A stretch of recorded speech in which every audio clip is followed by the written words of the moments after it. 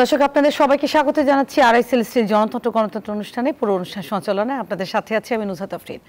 আজকে সারাদিনে যে বিষয়বস্তুগুলো আমাদের সামনে এসেছে, যেমন নীলক্ষেতেই ছাপা হয় ডাকসু নির্বাচনের ব্যালট, অনুসন্ধানের মিলল সত্যতা, সংখ্যা নিয়েও ছাপাখান ও সরবরাহকারী প্রতিষ্ঠানের তথ্যে গরমিল, এটি আমাদের শিরোনামের অংশ। সেই সাথে রয়েছেন দেশ অস্থিতিশীল করতে পিআর দাবি মন্তব্য করেছেন সালাউদ্দিন আহমেদ, এবং সেই সাথে রুহুল কবির রিজভী, উনি বলেছেন আওয়ামী লীগ পুনর্বাসনের চেষ্টায় রয়েছে জামাত। সিইসি থেকে বলা হয়েছে যে আরপিও সংশোধন ছাড়া পিআর পদ্ধতিতে ভোটের আসলে কোনো সুযোগ নেই। আর শাপলা প্রতীক ইস্যুতে এনসিপির বক্তব্য হচ্ছে এটা নিয়ে ইসি বলেছেন যে তারা বিচলিত নয়, এখনো সিদ্ধান্ত আসার সময় আছে। সেই সাথে নির্বাচনের প্রতিবেশী দেশে হস্তক্ষেপকে চ্যালেঞ্জ বলছে দলটি, এবং এই চীনের সাথে প্রতিনিধি দলের যে বৈঠকটি হয়েছে সেখানে মোহাম্মদ আমির উনি বলেছেন যে আগামী ফেব্রুয়ারি মাসেই ভোটের প্রস্তুতি নেওয়া হচ্ছে। মোটামুটি এই ছিল আমাদের আজকের শিরোনামগুলো, যেগুলো নিয়ে আমরা আজকে আমাদের আলোচনার বিষয় নির্ধারণ করেছি আগামী নির্বাচন এবং রাজনৈতিক ঐক্য। এ বিষয়ে কথা বলার জন্য আমাদের স্টুডিওতে আজকে উপস্থিত রয়েছেন শামসুজ্জামান দুদু, বিএনপির ভাইস চেয়ারম্যান, সেই সাথে রয়েছেন নাগরিক ঐক্যের সভাপতি মাহমুদুর রহমান মান্না, এবং আরও রয়েছেন এবি পার্টির সভাপতি মুজিবুর রহমান মঞ্জু। আপনাদের তিনজনকেই স্বাগত জানাচ্ছি আমাদের আজকের আয়োজনে।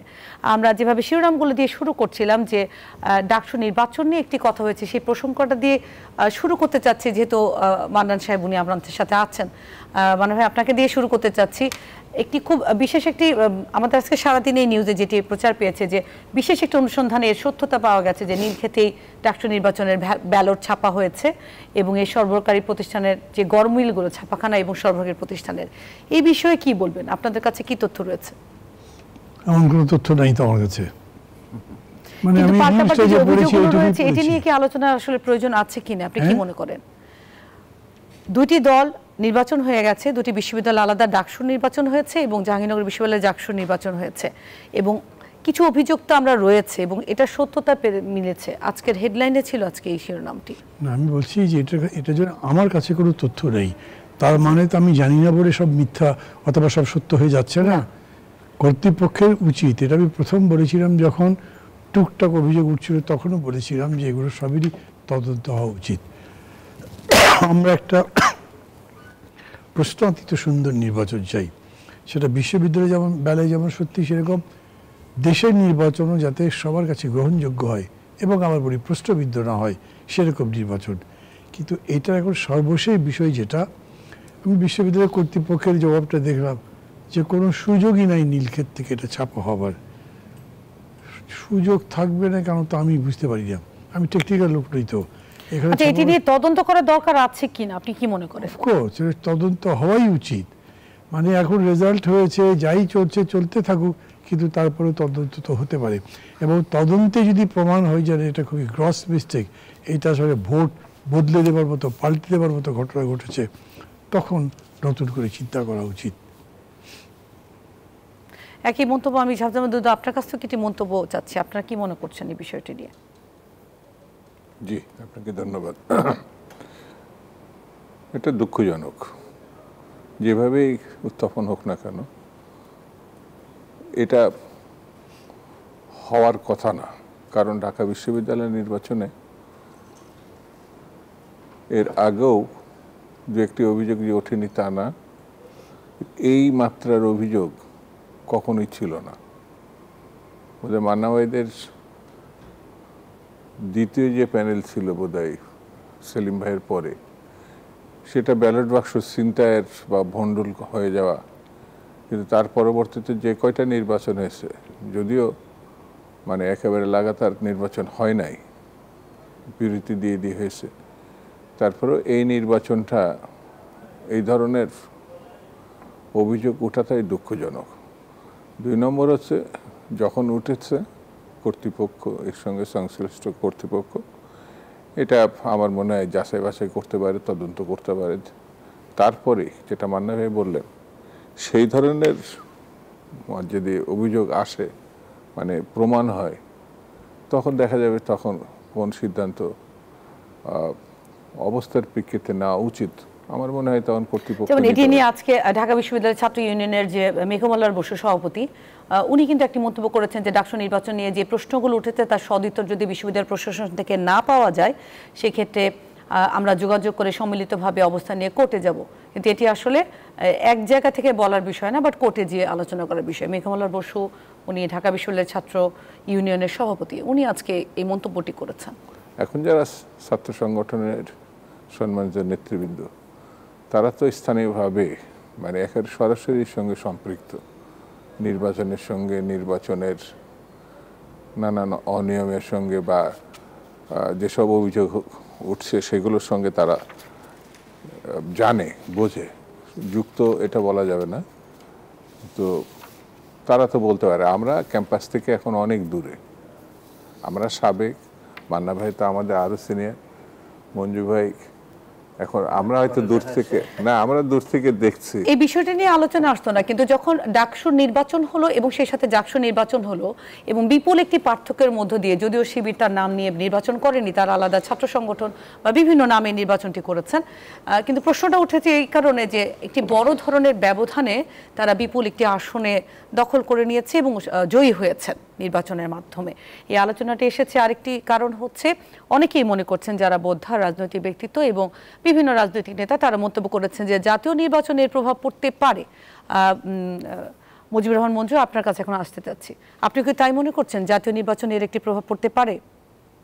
না, ধন্যবাদ আপনাকে। কারণ এমনিতে তো আমরা এই ডাকসুর রেজাল্টের পরে তো আমরা বলছিলাম যে এটা জাতীয় নির্বাচনে একটা প্রভাব পড়বে। আগে কম পড়েছে এই সমস্ত প্রভাব, এখন যেহেতু সোশ্যাল মিডিয়ার কারণে এবং একটা পরিবর্তিত প্রেক্ষাপটে হয়েছে, সেই কারণে এটার একটা প্রভাব আছে এবং এটা আস্তে আস্তে অন্যান্য শিক্ষা প্রতিষ্ঠানেও এটার একটা ছাপ পড়বে। তবে আমি খুব অবাক হলাম যে মানে আমি আজকে রিপোর্টটা একটু আগে পড়লাম, আপনার বাংলা নিউজে একটা ডিটেলস লিখেছে যে আপনার কর্তৃপক্ষ বলছে যে না, বাইরে এটা ছাপানোর কোনো কথা না, কেউ বলছেন এটা কেরানীগঞ্জে ছাপা হয়েছে, আবার জালাল প্রেস নামে যে জালাল যিনি কিছু কর্মচারীও সেখানে বক্তব্য দিয়েছেন, যারা কর্মরত ছিলেন, ওনার ওখানে ছাপা হয়েছে। কোথাও বলেছে 96,000, কোথাও 88,000, কোথাও 1,30,000। তো এখন বিষয়গুলো তো একটু বিভ্রান্তিকর। যত কিছুই হোক, সত্যটা তো আমার কাছে মনে হয় যে জানা যাবে। এখন ভোটাভুটি ছাত্রদের যে স্বতঃস্ফূর্ততা, সেখানে তো আমার কাছে মনে হয় নাই যে বড় ধরনের কোনো মানে এখানে ম্যানিপুলেশন বা বড় ধরনের কোনো কিছু হয়েছে। আর ভোটের ব্যবধানও তো অনেক বেশি, কিন্তু কর্তৃপক্ষের এই কথাবার্তার গরমিল এবং এই যে আবার প্রেসের মালিক বলছেন উনি চায়না চলে গিয়েছিলেন, ওনার কর্মচারীরা কিছু করেছে কিনা, আবার জালাল প্রেসের লোকেরা বললো যে ফেরদৌস নামে একজন তাকে ওয়ার্ক অর্ডার দিয়েছে। তো বিষয়টা সত্যিকার অর্থেই বিভ্রান্তিকর। পত্রিকায় যে রিপোর্ট এসেছে, পত্রিকা যদি বস্তুনিষ্ঠ হয় এবং ঢাকা ইউনিভার্সিটি অথরিটি অবশ্যই এটা তদন্ত করবেন, এবং এটা তো স্বাভাবিকভাবেই ডাকসু নির্বাচন নিয়ে এত হাকডাক এবং এত আলোচনা, এটা নিশ্চয়ই সেই আলোচনা সমালোচনার ক্ষেত্রে কিছুটা হলেও এটা একটা ছাপ পড়বে। এবং আমরা সবসময় যেটা বলে থাকি যে নির্বাচন হওয়া বড় কথা না, বরং নির্বাচন হওয়ার পরে সে নির্বাচন যদি প্রশ্নবিদ্ধ হয় বা সে নির্বাচনকে নিয়ে যদি ধোঁয়াশা তৈরি হয়, সেটা আরও বেশি বিপজ্জনক। নির্বাচন হওয়ার চাইতে সেটা আরও বেশি ক্ষতিকর। তো আমি আবারও বলছি যে ঢাকা বিশ্ববিদ্যালয়ের কর্তৃপক্ষের উচিত হবে এটা একদম প্রপারলি এটা মানে আপনার তদন্ত করা।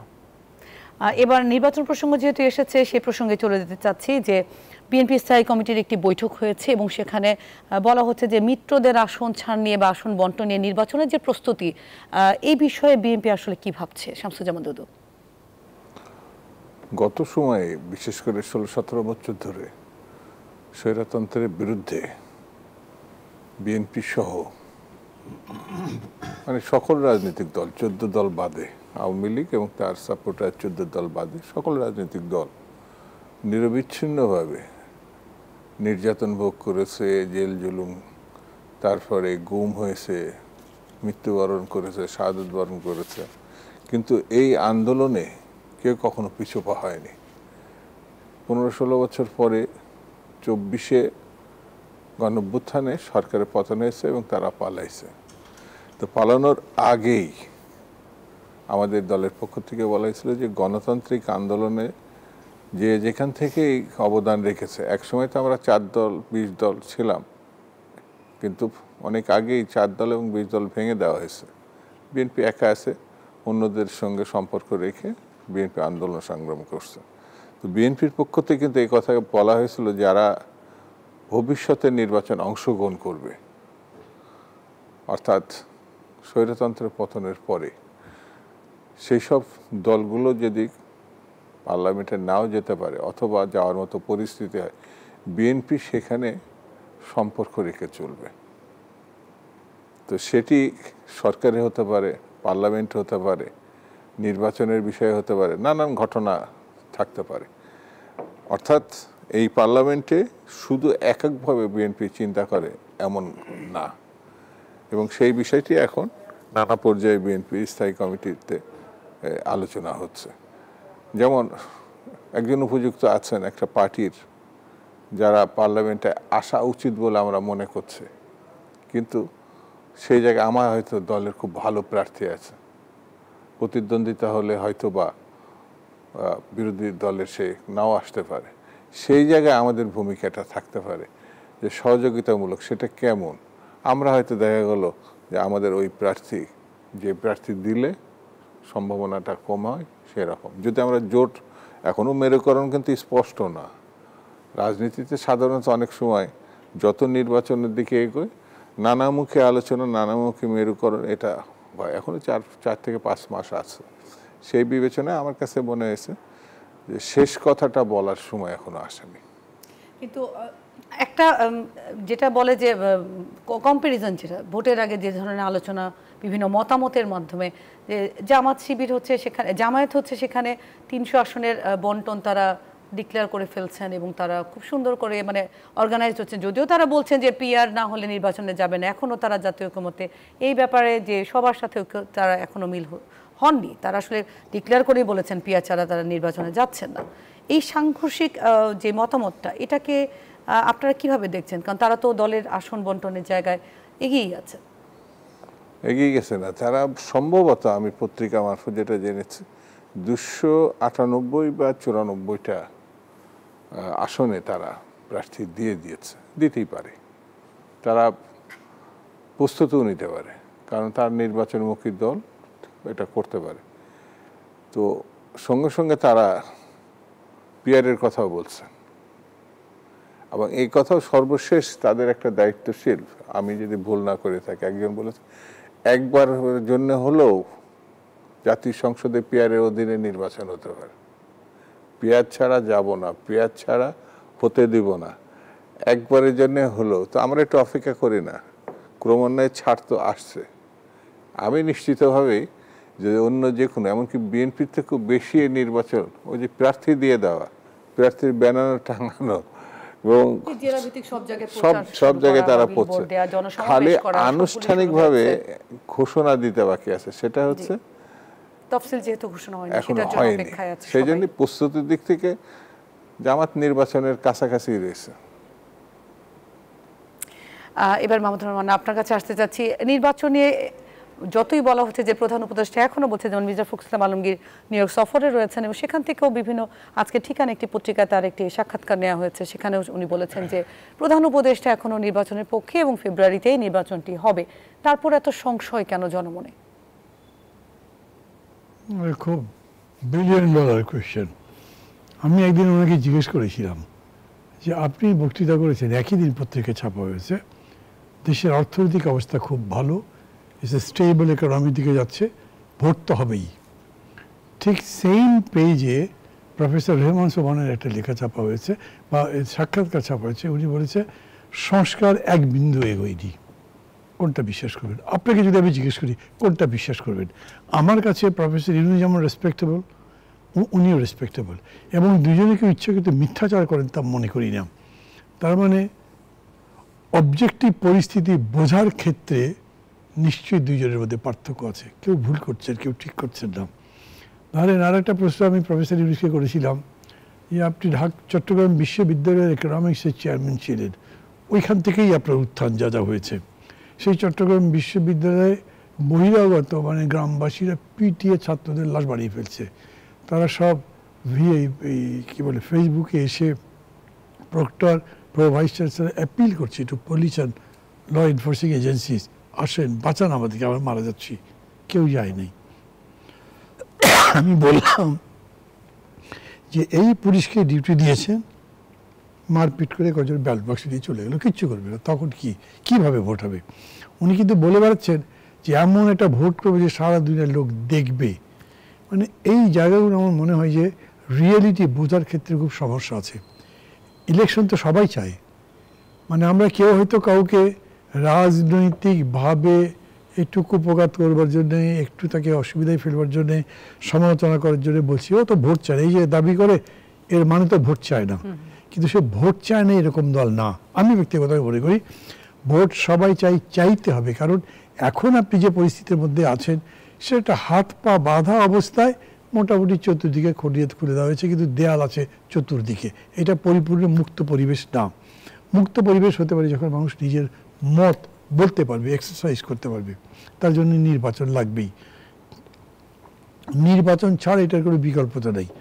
এইটা বিএনপি যেমন বোঝে, বিএনপি তারও মনে করে নির্বাচন আমরা ক্ষমতায় চলে যাব। আবার জামাত এতগুলো বছর মানুষের সামনেই আসতে পারে নাই, ওরা এখন সামনে চলে এসছে। তারা দেখছে যে কত বড় রিলেটিভ অ্যাডভান্টেজে তারা প্রধান বিরোধী দলের জায়গায় চলে যেতে পারে। আমি এরকম মনে করি না যে রাজনৈতিক দলের কারণে যাবে নষ্ট হবে। সরকারও চাই নির্বাচন হতে, তারা বাধা দেবে কি? আমি তো দেখি না।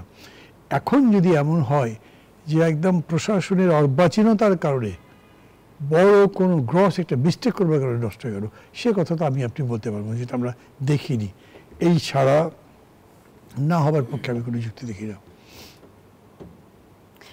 জি, এবার আমরা মুজিবুর রহমান মুজিব আপনার কাছে আবারও ফিরতে চাচ্ছি একই প্রসঙ্গে, যে নির্বাচনের প্রস্তুতি নিয়ে অনেক আশাবাদ রয়েছে জনমনে এবং বিভিন্ন রাজনৈতিক দলের মধ্যে। কারণ অনেকগুলো সরকারের যে উদ্যোগ, জাতীয় ঐক্যমত্যের যে উদ্যোগ, তারপর ইসি থেকে রোডম্যাপ দেয়া, এই উদ্যোগগুলো আসলে বলে যে ফেব্রুয়ারিতেই নির্বাচন হবে এবং আমার মনে হয় সাধারণ মানুষ সেদিকেই তাকিয়ে আছে।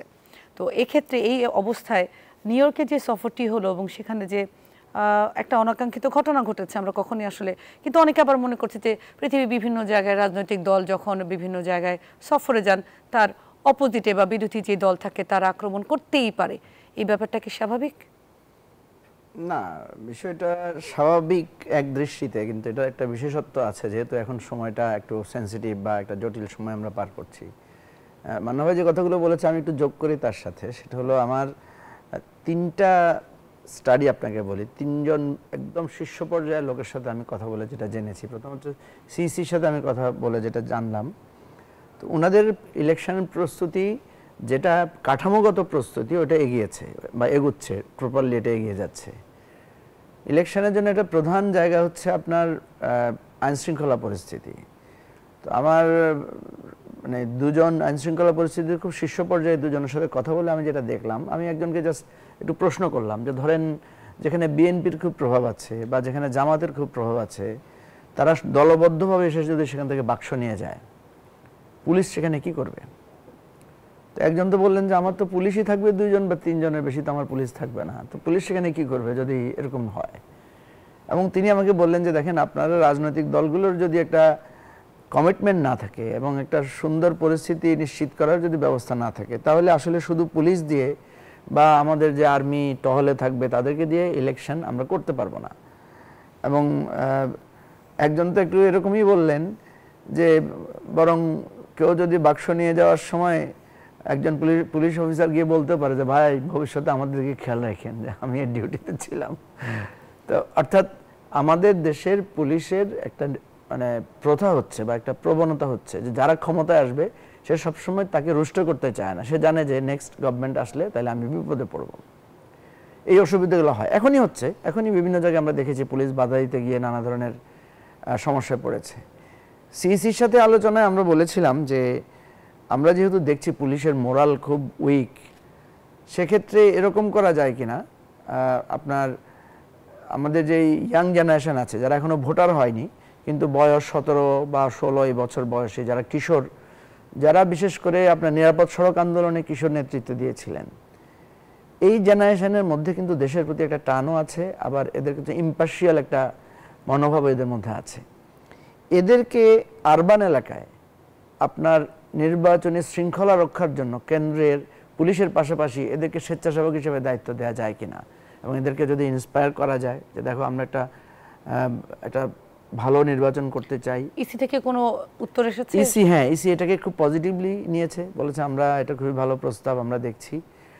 যদিও বলছে যে রুরাল এলাকায় যেটা হবে কি আপনার আমি যদি 91 আপনাকে সালে আরেকটি প্রশ্ন বলি বা মনে করে দিতে চাই, মোহাম্মদপুরে যে ঘটনাগুলো ঘটেছিল মাঝখানে আরো প্রায় বেশ 3-4 মাস আগে, যে মব কালচার, সেই সাথে হচ্ছে আইন শৃঙ্খলা পরিস্থিতি যে অবনতি, এবং সেখানে দিনে দুপুরে রাতে বিভিন্নভাবে ছিনতাই, রাহাজানি, জননিরাপত্তা যে সমস্যার মধ্যে পড়েছে, ধারণা করা হচ্ছে এটার অন্যতম কারণ হচ্ছে ঠিক আপনি যে বয়সটার কথা বলেছেন সেই বয়সের একটা গ্যাংশিপ বা গ্যাং এর একটা প্রচলন হওয়া, বিভিন্ন এলাকা ভিত্তিক, শুধু একটি এলাকাকে বলছি না, ঢাকার বাইরেও। এখন আগে যেমন ছিল ইউনিভার্সিটি গেলে দল বা রাজনৈতিক জায়গায় আসে, সেটি স্কুল পর্যায়ে চলে গিয়েছে, এই ধরনের কালচারও আছে। আওয়ামী লীগ পিরিয়ডে তো আমরা কিশোর গ্যাং নামে একটা টার্ম শুনেছিলাম, এবং এটা সত্যিকার অর্থে এটা খুব ছিল, একটা থ্রেটেন ছিল আমাদের সোসাইটির জন্য। তো আবার কিন্তু আপনি দেখবেন যে যখন এই গণছিনতাই বা ডাকাতি শুরু হয়েছিল, তখন কিন্তু কিশোররা এবার রাতে পাহারা দিয়ে কিন্তু ওইটাকে প্রোটেক্ট করেছে বা ওইটাকে মোকাবেলা করেছে। তো আমি যেটা বলতে চাচ্ছি, থ্রেট তো সব কিছুতেই আছে।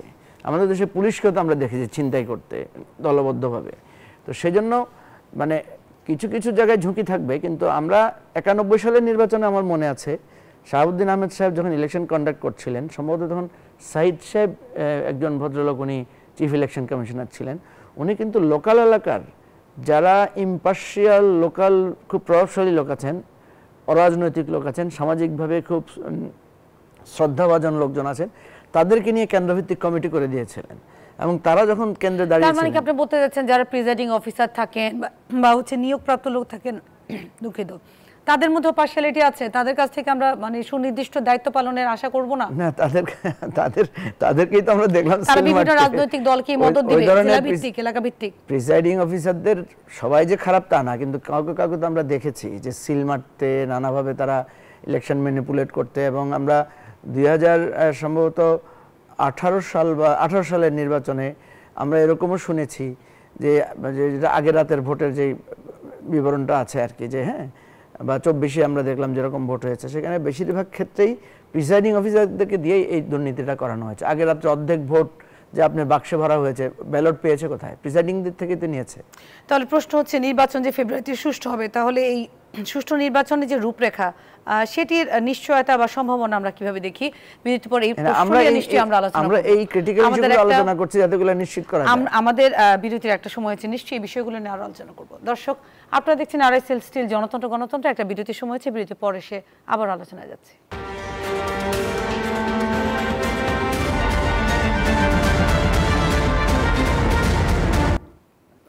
দর্শক, বিরতির পর আপনাদের সবাইকে আবারও স্বাগত জানাচ্ছি আরআইএসএল স্টিল গণতন্ত্র অনুষ্ঠানে। আমরা আলোচনা করছিলাম নির্বাচনকে নিয়ে। আমি এই পর্যায়ে শুরুতেই শামসুজ্জামান দুদু আপনার কাছে জানতে চাই, আমরা যে বিষয়টি নিয়ে আলোচনা করছিলাম যে একটা প্রভাব তো সবখানেই রয়েছে, এবং প্রধান উপদেষ্টা নিয়োগ সফর এবং তার যে সফর সঙ্গী, এটি নিয়ে একটি প্রশ্ন উঠেছে যে সব দল তো সেখানে যাননি, তারা বিশেষ বিবেচনায় বিশেষ কয়েকজনকে তার সফর সঙ্গী করেছেন। আপনারা বিষয়টাকে কিভাবে দেখছেন? তার আগে আমি একটু এই নির্বাচনের যে স্বচ্ছতা ভালো হবে কিনা, যে প্রসঙ্গটা একটু আগে আলাপ হলো না, যেটা মঞ্জু ভাই বেশ বিস্তারিত আলোচনা করছে, আমি তার সঙ্গে একমত হয়ে কিছু সংযোগ করে দিয়েছি। সেটা হচ্ছে আমাদের 24-এ যে গণঅভ্যুত্থান হয়েছে, অর্থাৎ ছেলেমেয়েরা যে নির্বিচারে জীবন দিয়েছে, এই যে একটা আদর্শিক ব্যাপার, লড়াইয়ের মনোবৃত্তি, এটা যদি ইলেকশনটা আরও আগে হতো তাহলে স্পিরিটটা হয়তো থেকেই যেত, কিন্তু এখন না, এমন না। অর্থাৎ পুলিশ প্রশাসন কেমন, আর এর বাইরে রাজনৈতিক দলের সঙ্গে যারা আছে বা দলের বাইরে যারা আছে সাধারণ মানুষ, তারা কিন্তু একটা ভালো নির্বাচন চায়।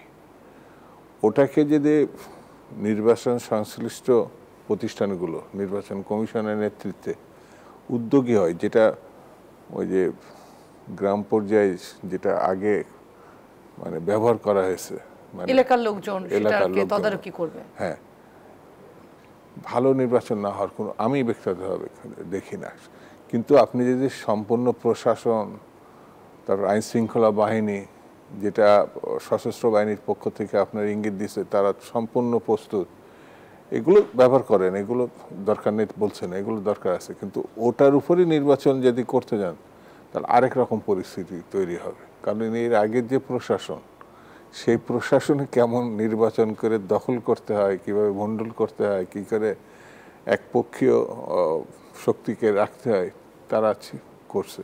তাদের উপরে আবার নির্ভর করার পুরোপুরিভাবে তাদের দরকার আছে, কিন্তু পুরোপুরিভাবে তাহলে বিপদ আছে। আরেকটি বিষয় যদি আপনার এই প্রসঙ্গে জানতে চাই, যে আলোচনাটা হচ্ছে নির্বাচনের প্রস্তুতি নিয়ে নিশ্চয়ই ইসির নিজস্ব ভাবনা রয়েছে, তাদের প্রস্তুতি রয়েছে অবশ্যই, কারণ বিগত কয়েক বছর তো সাধারণ মানুষ অনেকখানি ভোটের সুযোগ পাননি। তো সেক্ষেত্রে যারা প্রিজাইডিং অফিসার, সাধারণত বিভিন্ন স্কুল কলেজ বা বিশ্ববিদ্যালয়ের শিক্ষক, ডাক্তার, এমনকি বিসিএস বা প্রশাসনে রয়েছেন, সেই ধরনের কর্মকর্তারা কিন্তু এই পরিচালনার কাজটিতে সহায়তা করে থাকেন।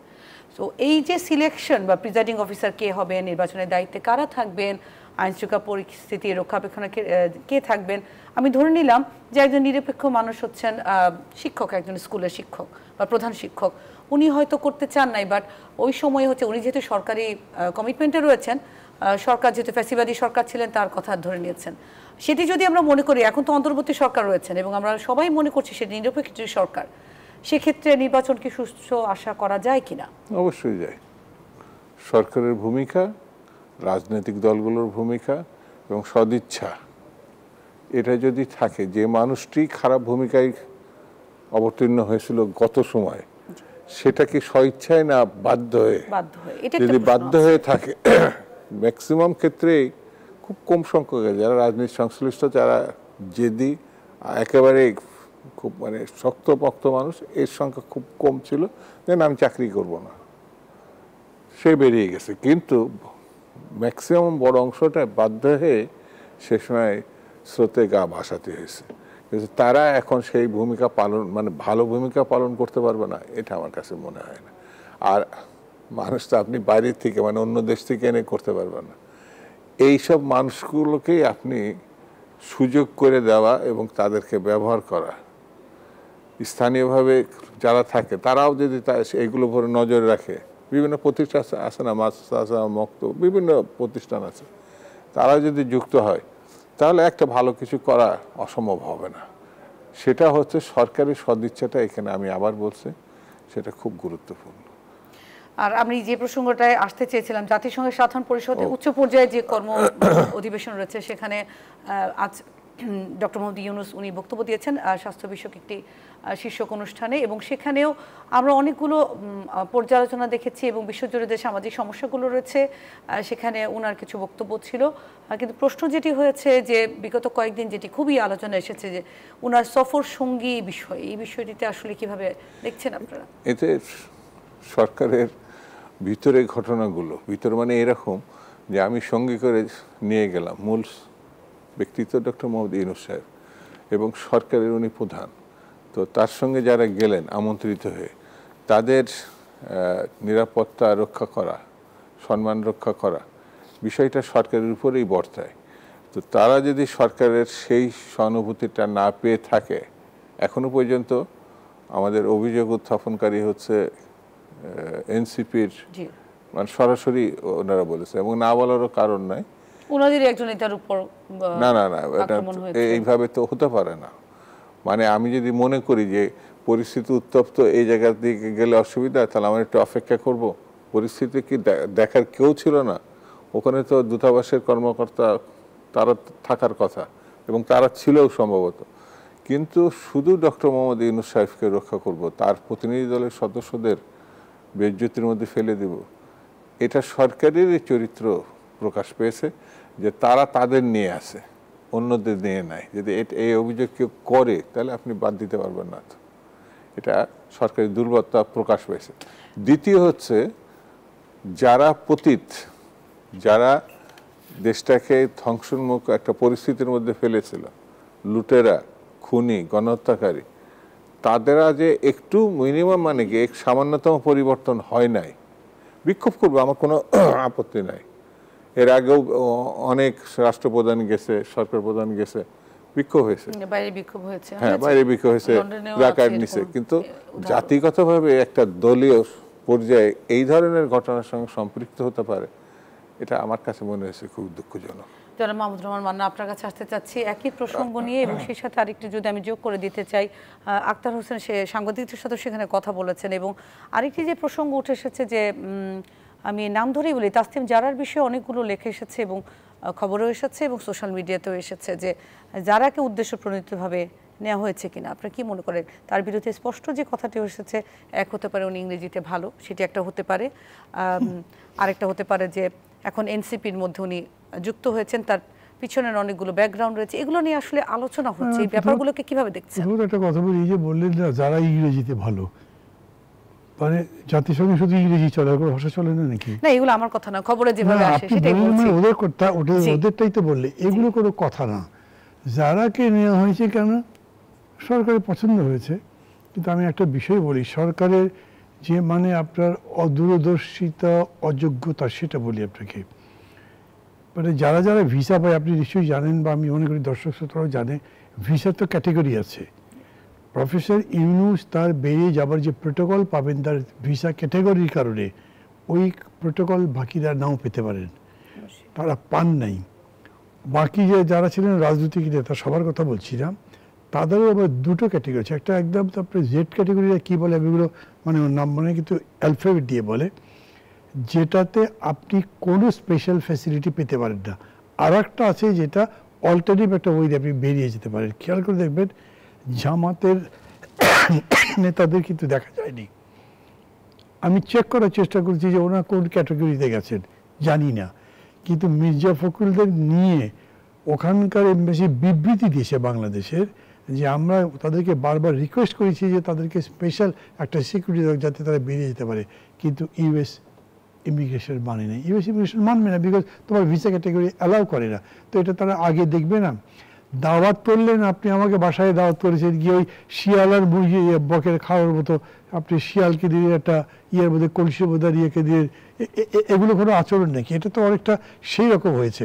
আমি এই জন্য বলি, এটা একটা শিশু সুলভ হটকারিতা হয়েছে দাওয়াত দেওয়াটাই। এরকম করে দাওয়াত দেওয়াই উচিত হয় নাই। কেন দিয়েছেন কিচ্ছু আমি এখনো বুঝি না। এটা দেওয়ার কি দরকার ছিল? এটা দিয়ে কি দেখালেন? কেউ কেউ আমাকে বলেছে না, দেখালো একটা ইন্টিগ্রিটি নিজেদের দেশের মধ্যে, যে আমাদের খুব ইউনিটি আছে। ওই আমেরিকা নিয়ে গেলে ইন্টিগ্রিটি হয়, আর না নিয়ে গেলে ইন্টিগ্রিটি হয় না। তো আমাদের যে নেয় নেই, তারপরে ইন্টিগ্রিটি বাইরে চলে গেছে এখন। সেটাই প্রশ্ন এসেছে যে সব দলের একজন একজন প্রতিনিধি, সেটাই তো হয়নি। নির্বাচিত কিছু কিছু দলে নির্বাচিত কিছু প্রতিনিধি, এইটাও যদি আমরা কথা বলে, এটা নিয়ে প্রশ্নটাই উঠাচ্ছে, তার সফর সঙ্গে কারা হলেন না, কথা বলে যদি নিতেন, সেটা সব দল না নিলেও হয়তো চলতো। কিন্তু এমন একটা দলকে নেওয়া হয়েছে যাদের কোনো রেজিস্ট্রেশন নাই, এবং প্রধান উপদেষ্টার ব্যক্তিগত দুর্বলতা তাদের প্রতি বিভিন্ন সময় প্রকাশিত। আমরা বলেছিলাম, আপনি ব্যক্তিগতভাবে একটা অপ্রত্যাশিত কারোর প্রতি থাকতেই পারে, কাউকে আপনার বেশি পছন্দ হতেই পারে, কিন্তু আপনি যতক্ষণ প্রধান উপদেষ্টা আছেন ততক্ষণ আপনার ব্যক্তিগত এই সমস্ত ফিলিং আর এক্সপ্রেশন অথবা এটাকে ট্রান্সলেশন ইনটু রিয়ালিটি করতে পারবেন না। তাহলে এটা পক্ষপাতিত্ব হয়ে যাবে সম্পূর্ণভাবে। এটা ওনার না বোঝার তো কোনো কারণ নেই, এটা এখানে উনি তাই করেছেন। আর একটা কথা আছে, যেমন ধরেন বলেছে আওয়ামী লীগ তো একটা বড় ডেমনস্ট্রেশন করবে, মির্জা ফখরুলকে সাথে নেওয়া হয়েছে, তাহলে বিএনপির লোক আসবে, একটা ব্যালেন্স হবে।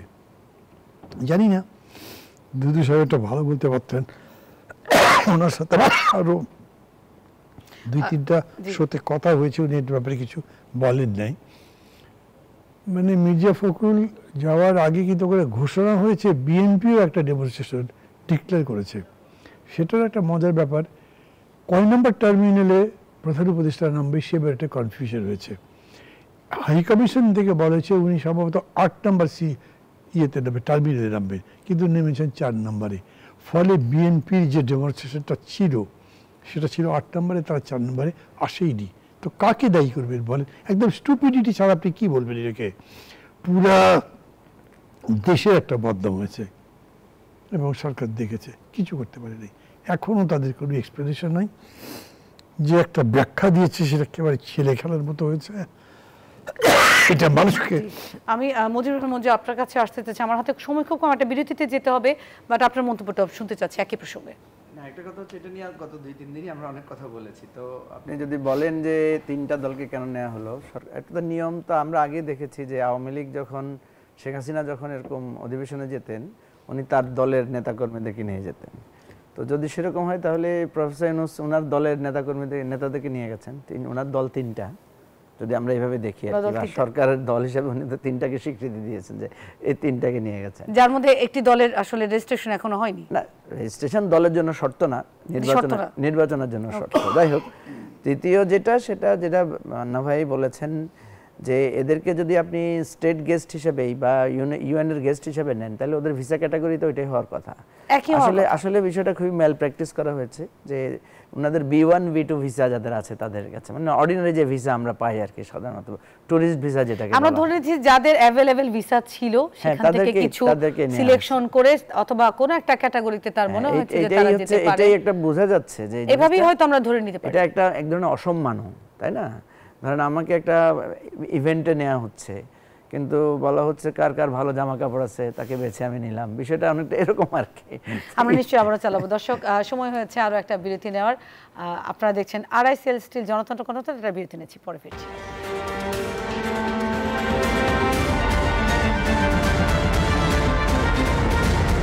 সব মিলে দর্শক, আপনাদের সবাইকে স্বাগত জানাচ্ছি। আপনারা দেখছেন RICL স্টিল জনতন্ত্র গণতন্ত্র। আমরা চলছিলাম আলোচনা এবং আলোচনা কন্টিনিউ করছি। আলোচনায় আমি এ পর্যায়ে শুরুতেই মাহমুদুর রহমান, আপনার কাছ থেকে আমি আসতে চাচ্ছি আবারও।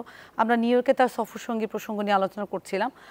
এবার যদি আমরা নির্বাচনকে সামনে রেখে এই যে 80তম একটি অধিবেশন হবে জাতিসংঘে এবং 100রও বেশি সফরসঙ্গী নিয়ে আমাদের প্রধান উপদেষ্টা গিয়েছেন, আমাদের দেশের জন্য আমরা আসলে কি প্রত্যাশা করছি? ওখানে আমাদের দেশের জন্য এখন প্রত্যাশার খুব বড় কিছু তো নেই। আমাদের যে কটা এজেন্ডা আছে সেগুলি এর আগে বিভিন্নভাবে আলোচনা হয়েছে। সবচেয়ে বড় বিষয় যেমন রোহিঙ্গা, এটার ব্যাপারে কিছুই হবে না। এটা একটা জাতিসংঘের আন্তর্জাতিক পর্যায়ে সম্মেলন করেছে তারা রাঙামাটিতে, বোধহয় সাজেক কিংবা ইয়েতে, এবং সেটা রেজাল্ট সম্পর্কে সব পার্টিকে ডেকেছিল, আমাদের দলের প্রতিনিধিও গিয়েছিল। তাদের কাছে আমি যে রিপোর্ট পেয়েছি, অ্যাকচুয়ালি ওটার মধ্যে দিয়ে কিছু হয় নাই। তো এই জায়গাতে কি হবে? সেকেন্ড কথা হচ্ছে, এই কথা আমরা বারবার বলছি যে আন্তর্জাতিক সম্প্রদায় আমাদের নির্বাচনের ব্যাপারে বিশেষ দৃষ্টি রেখেছেন। তারা চান একটা ভালো নির্বাচন হোক এবং তারা চান সংস্কারটাও যেন ভালোভাবে হয়। আমি তো বুঝি না সংস্কার হওয়ার ব্যাপারে ওদের কী করার আছে। এটা তো আমরা আমাদের দেশে বুঝবো যে কী করলে ভালো হয়। এখানে কোনো ফিনান্সিয়াল সাপোর্ট যে বড় লাগবে সেটাও তো না।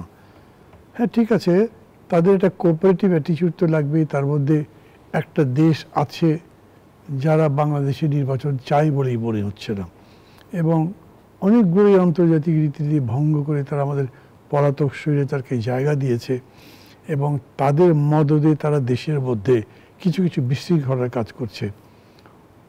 ওটার ব্যাপারে কি বাংলাদেশ কোনো কমপ্লেন করতে পারবে? কমপ্লেন করতে পারবে না, বিকজ ওই জায়গাতেও বাংলাদেশ সরকার কোনো পলিসি নেই যে তাদের সম্পর্কে কী অ্যাটিটিউড দেবে। প্রথম দিকেই সরকার বলছে ইনক্লুসিভ ইলেকশন করবে। এখন দেখা যাচ্ছে যে ওরা যদি না থাকে তাহলে স্বৈরাচারের দোসরের মাধ্যমে নির্বাচন করা হবে। পলিটিক্যাল কোয়েশ্চেনও রিজলভ হওয়ার মতো আমি কিছু দেখি না। আদার দ্যান দ্যাট, যেটা মানে ইভেন জেনারেসিবিতে নর্মালি যেগুলো হয় সেই ঘটনাগুলো হবে। গত 2 দিনে প্রধান উপদেষ্টা যাদের সাথে দেখা করেছেন দেখলাম সিগনিফিক্যান্ট এমন কিছুই নাই। এমনকি দেশের জন্য নিউজ করবার মতো কোনো ইভেন্টও নাই যাদের সাথে ওরা দেখা হয়েছে, কথা হয়েছে। আমি এখানে মেজর কিছু হওয়ার মতো সম্ভাবনা দেখছি না।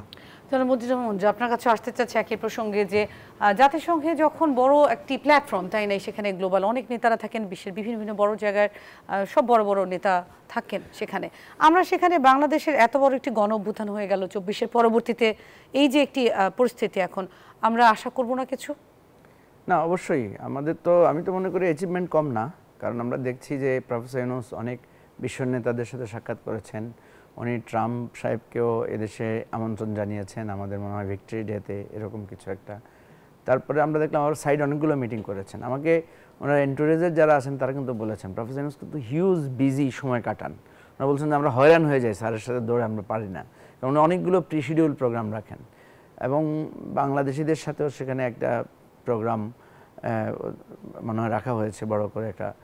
আর তার বাইরে অনেকগুলো বিজনেস। আমি যদি আপনাকে বলি নেটিজেনদের সুনির্দিষ্ট কিছু পর্যবেক্ষণ বলবো, উনি বলেছেন যে ইউনূস রোহিঙ্গা প্রসঙ্গটি নিয়ে আগাতে চান বা জাতিসংঘে বলবার মতো বিষয় এটি, কিন্তু এটি অনেক পুরনো হয়ে গেছে, কারণ এর পরবর্তীতে বিশ্বের বিভিন্ন জায়গায় যে যুদ্ধের ঘনঘটা সেই বিষয়গুলো সামনে চলে এসেছে। সেক্ষেত্রে রোহিঙ্গা ইস্যুটি অনেক বড় করে হয়তো দেখা নাও হতে পারে, এটি নেটিজেনদের বক্তব্য।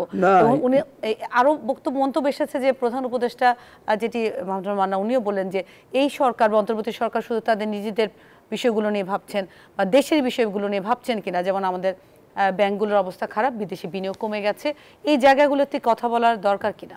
না, এগুলো তো বলছেন। আমি যতটুকু দেখলাম যে ওনার যে শিডিউলগুলো দেখলাম এবং যে সাইড মিটিংগুলো দেখলাম, প্রধানত হচ্ছে আসলে তো সত্য যে রোহিঙ্গা ইস্যুটা কিছুটা চাপা পড়ে গিয়েছিল, কিন্তু ডক্টর ইউনূস রিপিটেডলি এটাকে রিভাইভ করার চেষ্টা করছেন এবং যিনি ডক্টর খলিল যিনি আছেন ওনাকে তো স্পেশালি অ্যাসাইন করা হয়েছে এটার জন্য।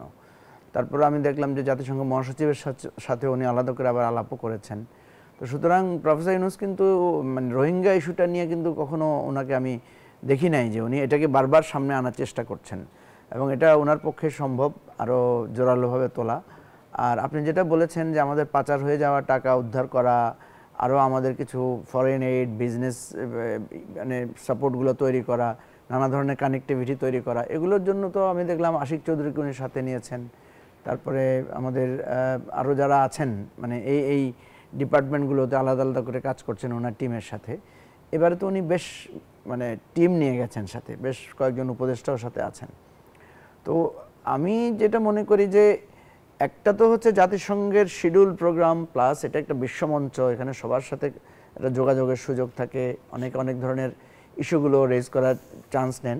প্রফেসর ইউনূসের এই জায়গাটা আমার কাছে খুবই ভালো লাগে যে উনি এখানে একটা সময় নষ্ট করেন না, বা ওনাকে দেখা যায় না যে আমরা অন্য সময় দেখা যায় আমাদের রাষ্ট্রপ্রধানরা গিয়ে বা সরকার প্রধানরা গিয়ে অন্যান্য কাজে ব্যস্ত সময় কাটান। আমরা দেখেছি যে রাজনৈতিক দল আমাদের যারা বিএনপি বা আওয়ামী লীগ আগে গেছেন তারা গিয়ে কিন্তু তাদের দলীয় নেতাকর্মীদের সাথে অনেক সময় কাটিয়েছেন।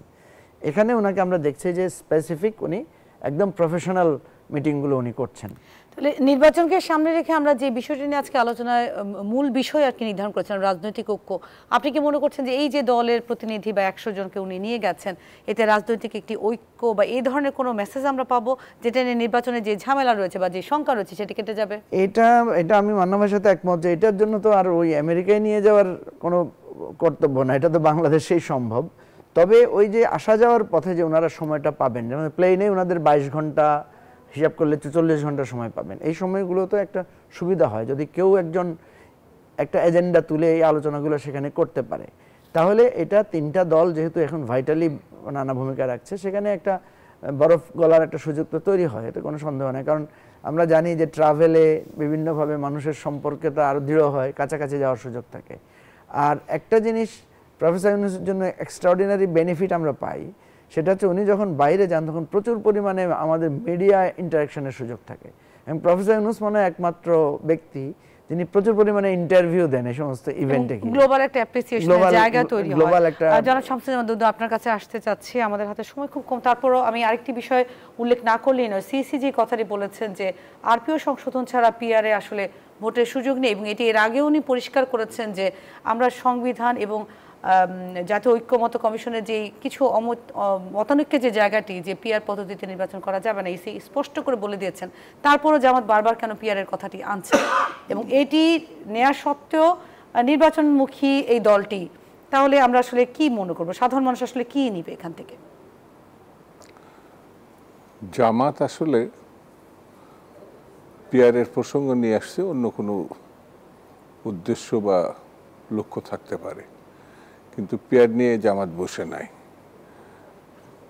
ইলেকশন করার জন্য যে মেকানিজম অন্য যে কোনো দলের থেকে সে এগিয়ে আছে, তার প্রস্তুতি, তার ভূমিকা। দেখেন, একটি রাজনৈতিক দলের সব থেকে কঠিন জায়গাটা হচ্ছে, আমার হাতে সময় একদমই কম আছে, আমি খুব শর্টলি আসলে চাচ্ছিলাম মন্তব্যটা। জি বলেন। আমার মনে হয় যখন সময় নেই, আরেকদিন, হ্যাঁ আরেকদিন যখন আসবো সেদিন। কিন্তু নির্বাচনের রাজনৈতিক ঐক্য হবে কিনা একটা মন্তব্য নিয়ে শেষ করতে চাচ্ছি। নির্বাচনকে সামনে রেখে রাজনৈতিক যে ঐক্যের কথা আমরা ভাবছি সেটি হবে কিনা, আপনি আশাবাদী কিনা? ভালো নির্বাচন হলে ঐক্য হবে, ভালো নির্বাচন না হলে ঐক্যের কোনো কারণও নাই। সেই জন্য ভালো যদি নির্বাচন সামনে আসে তাহলে ঐক্য হবে। নিশ্চয়ই আমরা পরবর্তীতে আরো বিস্তারিত আলোচনায় যাব। আপনাদের সকলকে ধন্যবাদ জানাচ্ছি আমাদের আজকের আয়োজনে এসে কথা বলার জন্য। দর্শক, এই ছিল আমাদের আজকের আয়োজনে।